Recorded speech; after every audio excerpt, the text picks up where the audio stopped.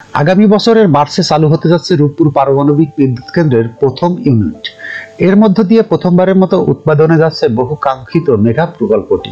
শুক্রবার 13 ডিসেম্বর সন্ধ্যায় পাবনা জেলা প্রশাসকের কার্যালয় কক্ষে সরকারি কর্মকর্তাদের সঙ্গে মত বিনিময় শেষে এ তথ্য জানান অন্তর্বর্তী সরকারের অর্থ উপদেষ্টা সালেহউদ্দিন আহমেদ। এর আগে বিজ্ঞান ও প্রযুক্তি মন্ত্রণালয়ের বিশেষজ্ঞ দলকে সঙ্গে নিয়ে রূপপুর প্রকল্প ঘুরে দেখেন তিনি। রূপপুর বিদ্যুৎ কেন্দ্রের নিরাপত্তা নিয়ে সন্তোষ প্রকাশ করে অর্থ উপদেষ্টা বলেন, প্রকল্প নিয়ে উপদেষ্টা পরিষদের কিছু প্রশ্ন ও পর্যবেক্ষণ বিস্তারিত জানতে আমরা ঘুরে দেখেছি।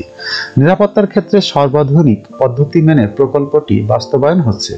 যত তাড়াতাড়ি সম্ভব আমরা এর ইতিবাচক প্রভাব দেশের কাজে লাগাতে চাই। তিনি বলেন, বড় প্রকল্প হিসেবে রূপপুর পারমাণবিক বিদ্যুৎ প্রকল্পের যেটুকু মেয়াদ বেড়েছে সেটি খুব বেশি নয়। সুদের বিষয়ে রাশিয়ার সঙ্গে সমঝোতার সুযোগ রয়েছে। এ সময় বিজ্ঞান ও প্রযুক্তি মন্ত্রণালয়ের সিনিয়র সচিব মোকাব্বির হোসেন, পাবনা জেলা প্রশাসক মফিজুল হক, পুলিশ সুপার মর্তজা আলী সহ সব সরকারি দপ্তরের কর্মকর্তারা উপস্থিত ছিলেন।